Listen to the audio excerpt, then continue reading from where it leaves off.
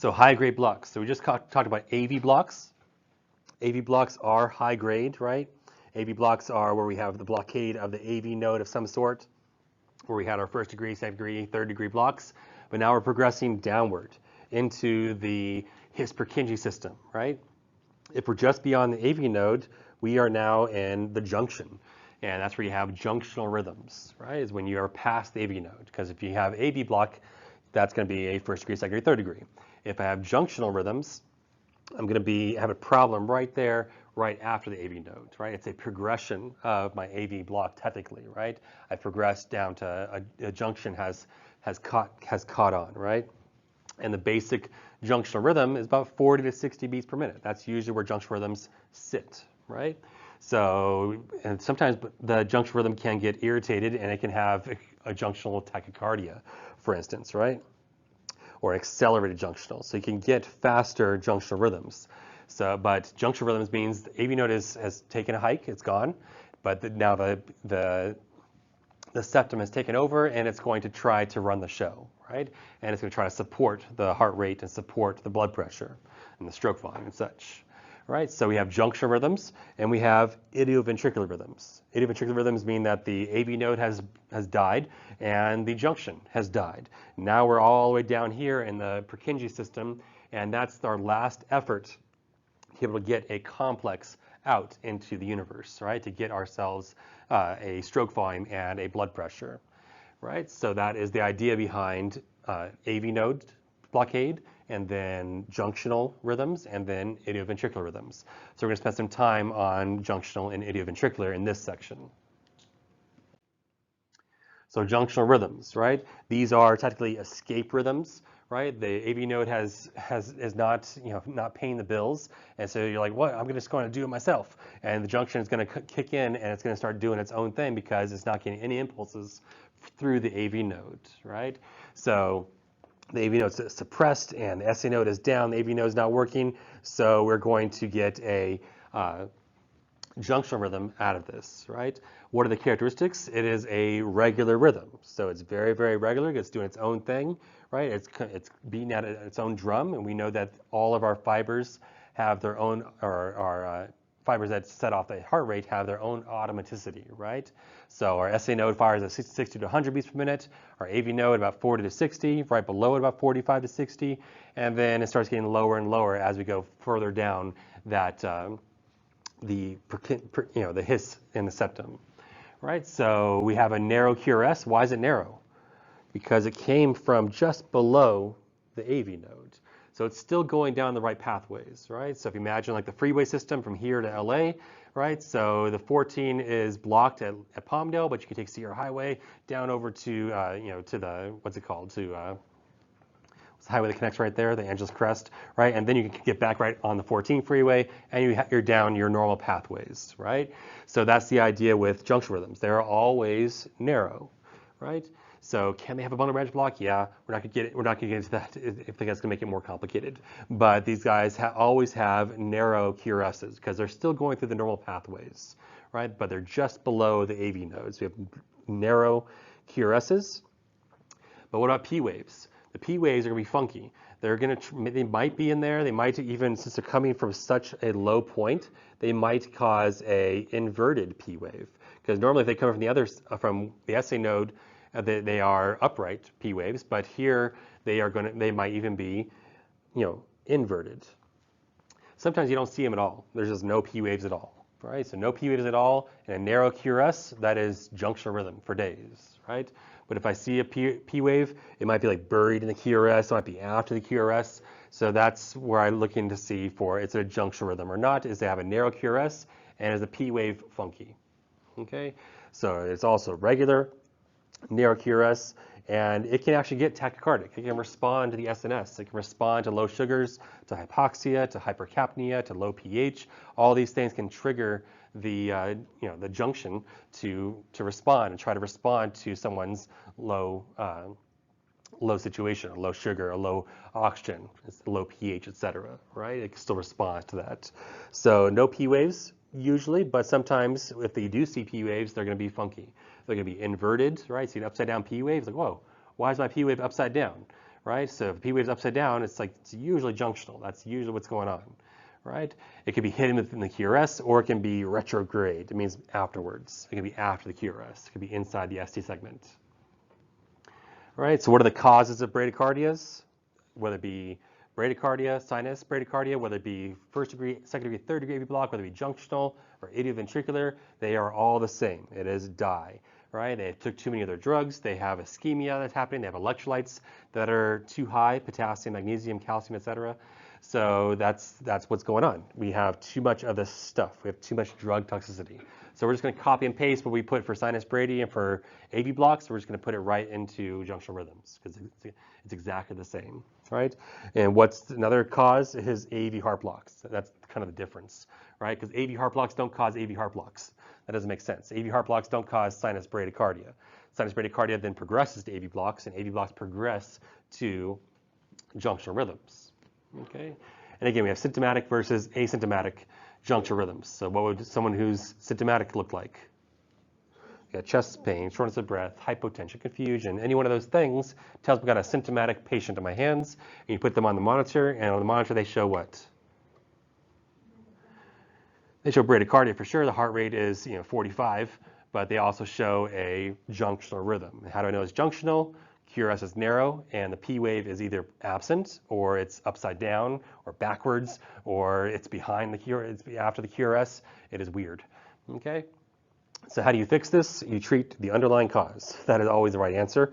But fix the drug toxicity, fix the ischemia, or they might need to get a pace replaced. Okay. So junctional rhythm means they have a regular rhythm. Usually there's no P wave. And then we have different varieties. We have a regular junctional rhythm, a vanilla junctional rhythm. That's your heart rate is 1 to 60. If it was 0, that'd be called what? Asystole, or dead, right? So if you say 1 to 60 is junctional rhythms, right? And then if we get a junctional rhythm that is fast, that means we have a narrow QRS and no P wave, but the rate is 75. It's like, was that junctional still? It's junctional, but it's called accelerated junctional, okay? And then what if it's more than 100? That's called junctional tachycardia. More than 100 up to 150. Because if it's more than 150, what's that called? That's SVT. That's actually PSVT, proximal SVT, is actually a derivative of junctional rhythms. Okay, so we got junctional rhythms that are junctional, just plain junctional, which is 1 to 60, and then we have accelerated junctional, then we have junctional tachycardia, right? So slow, heart rate less than 60, 60 to 100, 100 to 150, or we got super duper fast, greater than 150. That's actually PSVT, which we talked about in atrial rhythms. Okay, does that make sense? That's how junctional rhythms work. So switching gears a little bit, we are getting further down the blockade. We're blocking not only the AV node, not only the junction, we're going all the way down to the Purkinje His system, right? So the SA node, AV node, and they're all the way down here. This is really where all the activity is, right there at the base of the heart, right? It's our last ditch effort before someone goes asystole, right? It is a cry for help. It is these patients always symptomatic, right? They're extremely sick, and it's something to not dismiss. Oh, you just got an idioventricular rhythm. That's not okay. They need to be intervened upon. We got to figure out what happened, right? So we've lost the SA node, we lost the AV node, we've lost the His pacers, the left and right bundles, and now we're all the way down in the bases, in the basement. Okay, last ditch effort. So do we have AV dissociation? Yeah, it's what we're getting at is we have profound ischemia, profound drug toxicity, and profound hypoxia, for instance, right? Drug, ischemia, and electrolytes. So how do you know you have a idioventricular versus a junctional rhythm? That's based on the QRS. The QRS is super wide. Every single idioventricular rhythm has a wide QRS, right? Does it have P waves? No, P waves left of chat all the way at third degree AV blocks, right? Third degree AV blocks, after that point, there was no P waves. If they were weird. You're like, do you remember me? I'm inverted, right? That was junctional rhythms. Now we're completely gone. So we have absolutely zero P waves. If you have P waves and a wide QRS, you're probably thinking like a third degree AV block, not a idioventricular. But you're at risk for progressing to an idioventricular if you don't fix that third degree. right? The patient is very, very sick with a idioventricular rhythm, so we're trying to figure out what the underlying cause is. Or do they have a severe drug toxicity? They have severe ischemia. Okay, so atropine, is that going to work? No, atropine works on the AV node. So the AV node has died. The junction below it has died. Now atropine is not going to work on these little fibers down there in the basement of the ventricles. Okay, so they need to get switched over to pacemaking or pacemakering. Right, they need a pacer of some sort. So the QRS is normal, right, and it's less than 0.12. So it means that is our QRS less than 0.12, you got a junctional rhythm. QRS is greater than 0.12, it's probably idioventricular. I should say QRS plus slow. Okay, it's good, but we can have fast rhythms. Okay, we can have fast junctional rhythms. And we can also have fast idioventricular rhythms, right? So P waves, if you have P waves present, but weird, right? So you got weird P waves present, that is junctional guaranteed. Okay, if you have idioventricular rhythms, that they have no P waves. There's not anywhere to be found, right? They are wide QRSs and no P waves. That is an idioventricular rhythm no matter what. Okay. The other piece with idioventricular rhythms, they can be fast also, and that's where they have a rhythm, rate that's greater than 40. Instead of 60, it is 40. So junctional rhythms were 1 to 60, 60 to 100, 100 to 150. Whereas idioventricular rhythms are 1 to 40, 40 to 100, and then 100 plus. Okay, so 1 to 40 is your regular vanilla idioventricular rhythms. So if my heart rate is less than 40, I have an idioventricular rhythm, especially if it has what features? My QRS is wide or narrow, would tell me I have an idioventricular. I have a wide QRS, and do I have P waves or no P waves with idioventricular rhythms? No P waves, right? So if no P waves and a wide QRS, and my heart rate is 40 to 100, right? That is called what? Accelerated idioventricular rhythms. And if it's greater than 100, that's technically VTAC. We're now ventricular tachycardia territory, right? If it's 100 plus. It's a wide QRS, right? If you think about ventricular tachycardia, it's a wide QRS that's fast, right? And is there P waves in VTAC? No. Okay. So we learned this all the way back when we talked about the basics of calculating rates, right? So you look at rate calculations, you can use this 300 method where you just memorize these numbers in sequence and you got the heart rate every single time, or you got a range of heart rates, right? And it makes sense. It stems off the 1500 method where you take the number of small boxes and divide it into 1500 and that gets you your rate. But if you just memorize the sequence, you're going to get the rate every single time, right? It's how we differentiated tachycardias versus bradycardias, right? Versus normal rhythms. So the progression was you line up a QRS nicely onto a line, and the next big box is a rate of 150. Okay, so if I have a rate of 150, actually I do that backwards. Oh, that's right. So yeah, so if I have a rate of am I doing this right? I think I did it. I've scooted over one piece, right? Because the next big box is 300, and then we got 150. So apologies, this should be scooted over one big box, right? So 300, 150, 100, right? If it's three big boxes away from the previous QRS complex, that's a rate that's greater than 100, right? If that QRS falls after those three big boxes, that's a rate or the QRS follows after the three big boxes, that is a rate that is less than 100, right? So this is a way to memorize the rates. And then we're just going to extend it with idioventricular rhythms because you can keep doing the math. You can keep figuring out what that number would be. And it goes 60, 50, 42, 38, 33, 30. It keeps getting smaller and smaller and smaller. Okay, so this is a quick way to figure out what our rates are. And if we have a junctional or idioventricular, the difference is if it's greater than 60 or it's less than 40.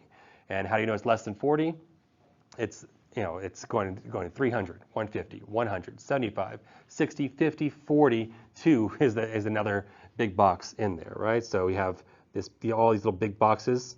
That's how you calculate a rate, by looking at or estimate a rate at least, right? If it lines up exactly on the line, then that is your rate. That's perfect, right? So we look at this guy right here, right? So we got 300, 150, 100, 75, 60, we're going next, 50, 48, what's next? I said 48, 42, and you got 38. We got a rate of 30. We're going, we're at a heart rate less than 30 on this rhythm right here.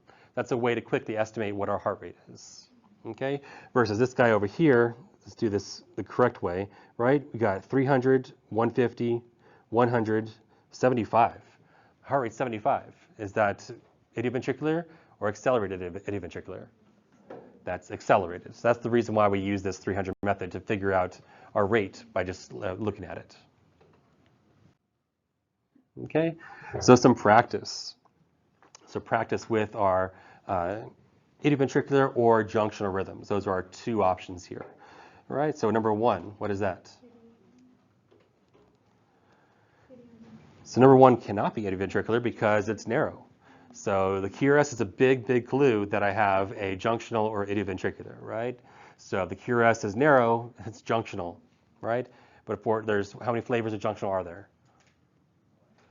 There's 3 flavors. The 4th flavor is SVT, but the 3 flavors are junctional. What's the other one? Accelerated junctional, and then junctional tachycardia, right? So which one is this one? So I'm going to line this up with a complex if I can. That's kind of close, right? So the next one is what? 300. What's next? 150, 100, 75, 60, right? So is the heart rate's greater than 60? Yes, right? If that QRS complex was just past the 60, that'd be a regular junctional rhythm, right? But we are what? Accelerated or tachycardic junctional?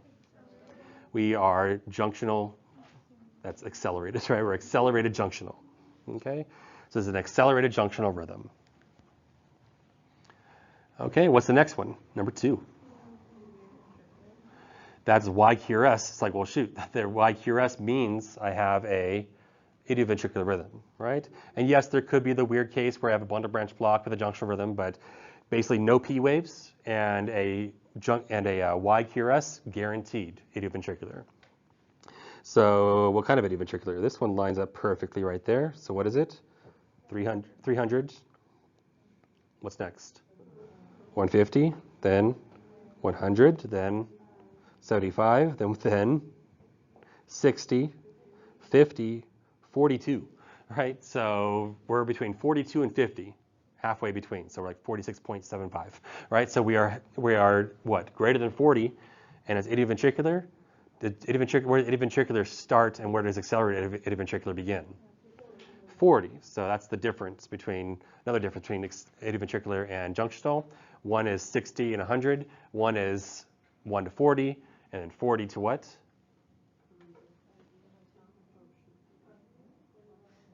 40 to 100, and then after 100, it's what? Ventricular tachycardia, right, after 100. So we have a, what kind of idioventricular rhythm right here? This is a accelerated idioventricular. Why is it not just regular vanilla idioventricular? Because it's over 40. Okay, so this is not idioventricular, but accelerated. So we'll correct that for next time, right? So it's accelerated idioventricular. What about number 3?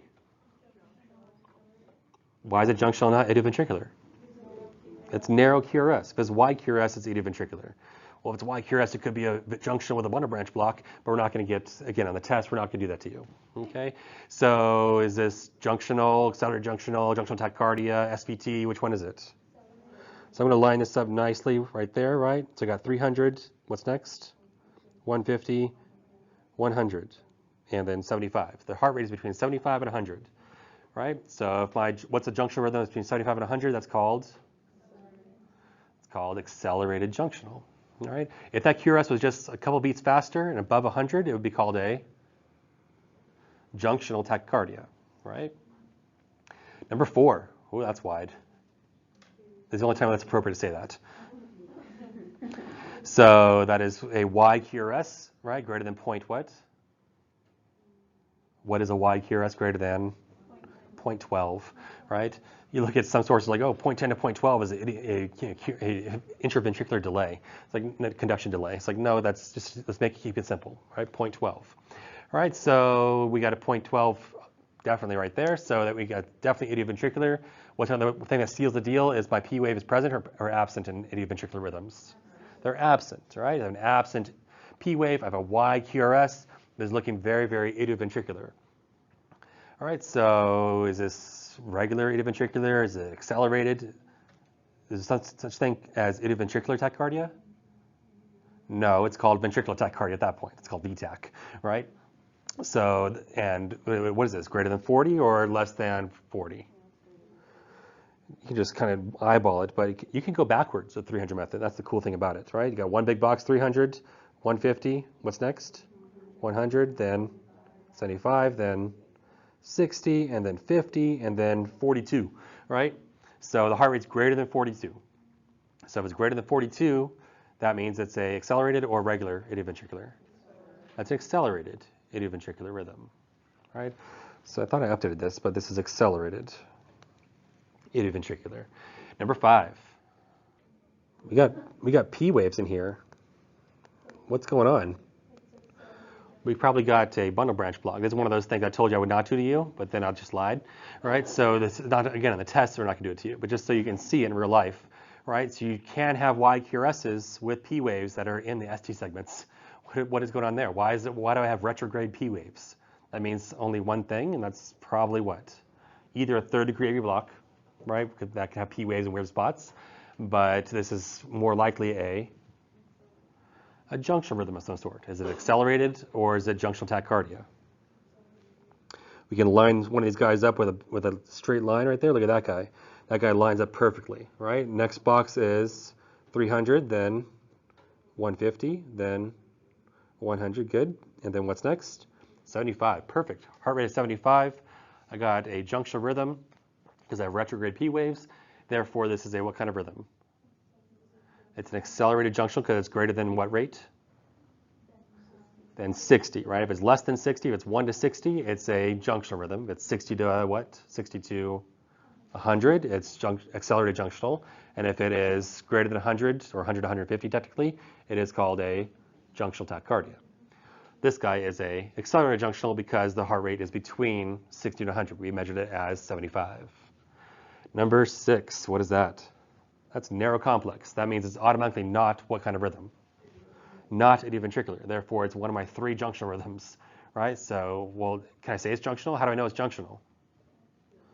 There's no P waves. If there's no P waves, it's junctional, right? Well, you could say, well, there's no P waves. Isn't it also AFib? But AFib has what kind of other feature? AFib is irregular. This is a regular rhythm with no P waves. That is junctional. So is it junctional tachycardia, junctional, accelerated junctional? Which one is it? I'm going to line up. Oh, that guy lines up perfectly right there, right? So I got 300. What's next? 150. 100. That's next. 75. Then 60. Then 50. I got a heart rate of pretty much 50. That lined up pretty nicely, right? So a heart rate of 50 and junctional means I have junctional. Remember, idioventricular started at 40. Whereas junctional starts at or less than 60, right? So I got a junctional rhythm right there. What about number 7? I don't see any P waves, all right? Is it idioventricular? Idioventricular has greater than what QRS? Greater than 0.12. Is that greater than 0.12? 0.12 is how many small boxes? 3. Is that more than 3 small boxes? No, that's 2. Maybe 1.75 small boxes.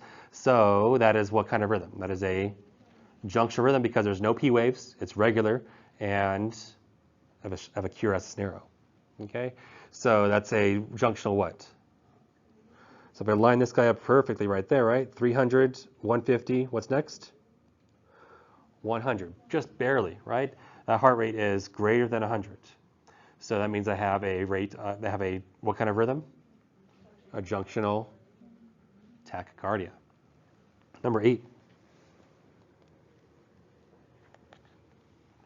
What is that? It's narrow, so it's junctional. No P waves, so it's junctional. It's regular, so it's junctional, right? All those 3 things boxes are checked. I have a junctional rhythm. Now, is it accelerated, just vanilla junctional, or is it junctional tachycardia? This guy kind of lines up. Well, this guy up here lines up perfectly, right? So what are my numbers? 300, 150, 100, 75, 60, 50, 42, right? So it's between 42 and 50. So it's a rate that's less than 60, therefore it's a junctional rhythm, right? Number 9, what is that? It could be idioventricular. Is it more than 0.12? That's almost a whole box. That's definitely more than a, that's not junctional, right? Junctional would be a QRS that's less than 0.12, right? And that QRS is definitely more than 3 small boxes. So that means we are in idioventricular territory. So are we, what kind of idioventricular is this? This guy lines up perfect, right? So I got 300, 150. What's next? 100, 75. I got a heart rate of 75. And I got a idioventricular rhythm. So that means I have a accelerated idioventricular rhythm. Is this making sense? Good, because there's 2 more slides of this. All right, so number 10. Are we going too slow, or do you want to go faster? No. Okay. All right, so what is number 10? That is wide, right? So that is wide. It's like, again, this is the appropriate way to say, whoa, that's wide, right? So that is a wide QRS, therefore it is junctional or idioventricular? Idioventricular, therefore is it a vanilla one, right? Well, vanilla ones are with a heart rate less than 40, right? Whereas it's between 40 and 100, it's a accelerated idioventricular. So which one is this one? So the heart rate just kind of find this guy lines up perfectly. So we got what? 300, 150, 100, 75, 60, 50. We've got a heart rate of between 50 and 60. So that means we have a accelerated idioventricular.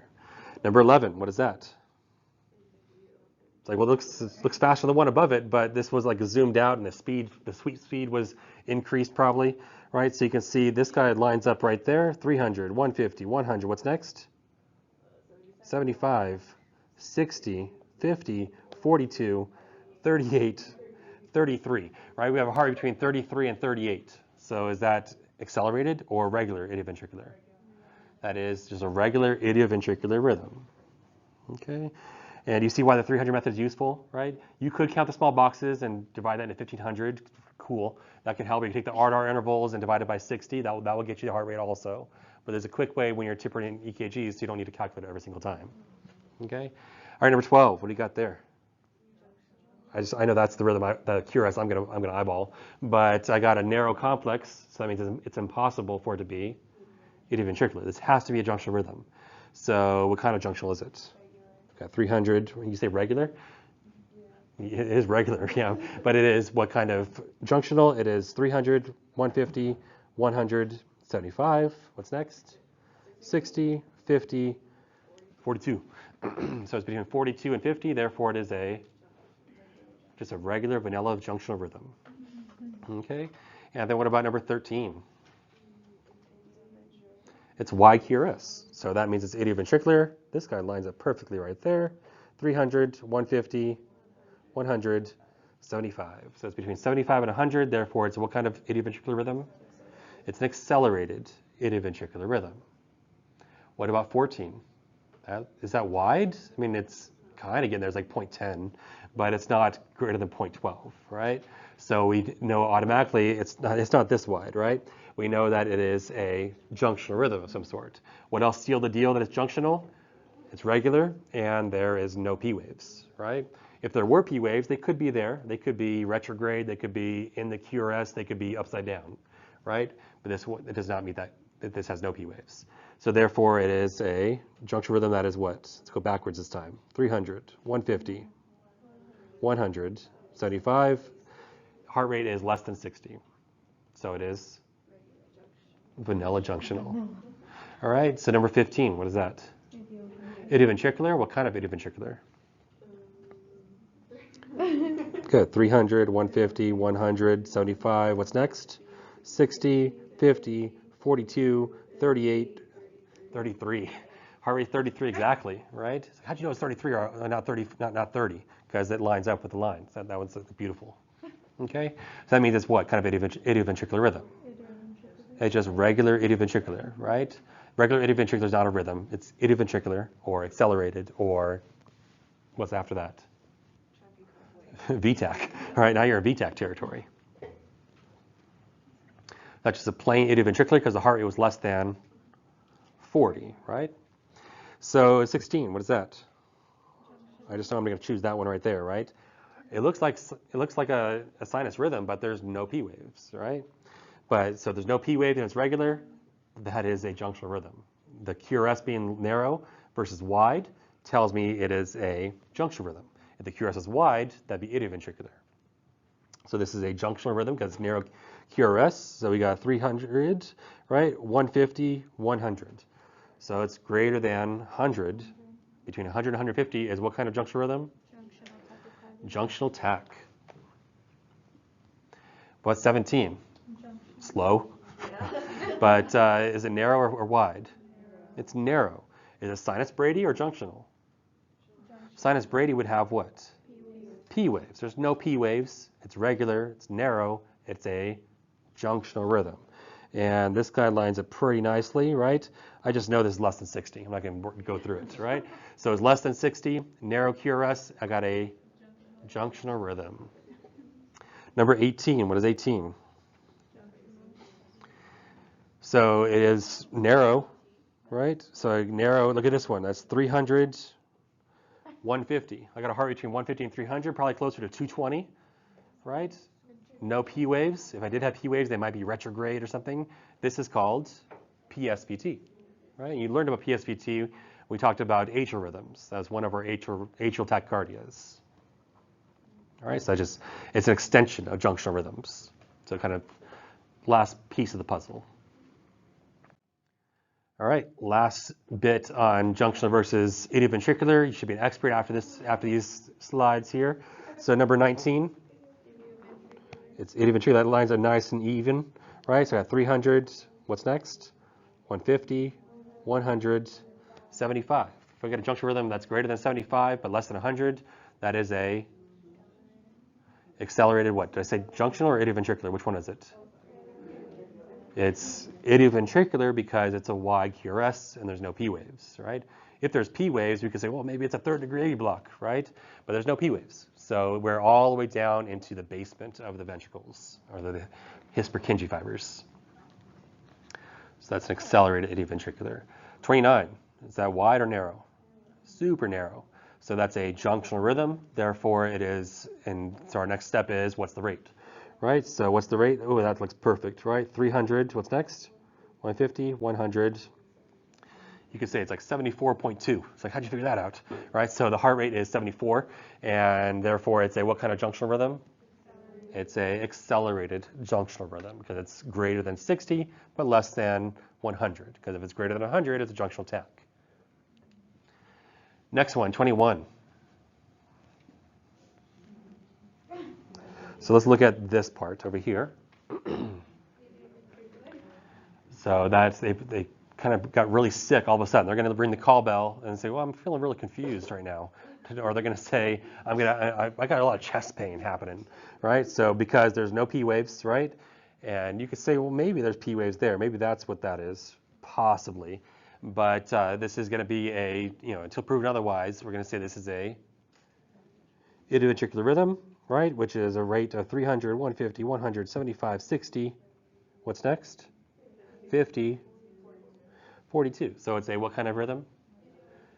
Accelerated idioventricular. If it was less than 40, it would be just regular idioventricular. But since it's greater than 40, but less than 100, it is a accelerated idioventricular rhythm. Okay. Number 22. Is that a wide QRS? It's kind of hard to say. We got what do we got going on? We've got a lot of action there, right? So we got this ST segment elevation is what's happening. We got an ST elevation. But the QRS is narrow, so it's just the ST segment is elevated. So we got P QRS, I mean, those, you could argue those are P's, but then that's like the last ditch effort, last P waves before it definitely was junctional before, right? So this kind of mix and match, and patients like this are going to be like this in real life, where they're not, for a second they're going to be in junctional, then they're going to go back into the regular rhythm, probably because they have a lot of ischemia happening. Does ischemia cause ST elevation? Yes, actually infarction causes it. So there's a patient that's going in and out of their regular rhythm, right? So on the left there we have a what kind of rhythm? Let's go backwards this time. We've got 300, 150, between 100 and 150. So we have a junctional tachycardia. All right, top right, 23. What's that? That's super wide. So is idioventricular, is it accelerated or regular idioventricular? I should stop saying regular because you're going to think you're going to write down regular idioventricular. So it's idioventricular or accelerated idioventricular. Which one is it?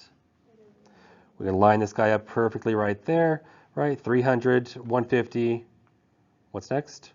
100, 75, 60, 50, 42, 38, 33. So we're between 33 and 38 heart rate, and we got a wide QRS, no P waves. This is a idioventricular rhythm. What about 24? That's wide. It's a wide QRS. So it's a idioventricular rhythm of some sort, but what's the heart rate? Let's get one that lines up. This one lines up here. So we got 300, 150. Heart rate's greater than 150. It's like 180. 180 wide complex tachycardia, that is VTach, right? That's the extension of idioventricular rhythms. Okay, what about 24? 25 actually. That's narrow, right? So is that a junctional rhythm that is tachycardic or accelerated, or that definitely does not look slow, so it's not just regular junctional. So 300, 150, 100, 75. So that is a accelerated junctional. All right, 26. What is that? It's narrow, no P waves, regular. That's junctional, right? But is it accelerated junctional? Is it junctional tachycardia? Is it SVT? Is it just junctional? 300, 150, 100. The heart rate's between 100 and 150. Therefore, it is a junctional tach, right? What about 27? If you can see it, it is like 3 boxes wide. So that is 0.60 on my QRS complex. That is extremely wide. This is actually called a agonal rhythm. This is someone who's dying. They were asystole before, and now they are agonal. So idioventricular progresses to this, right? So your next step is there a pulse with this rhythm? Because that is definitely concerning.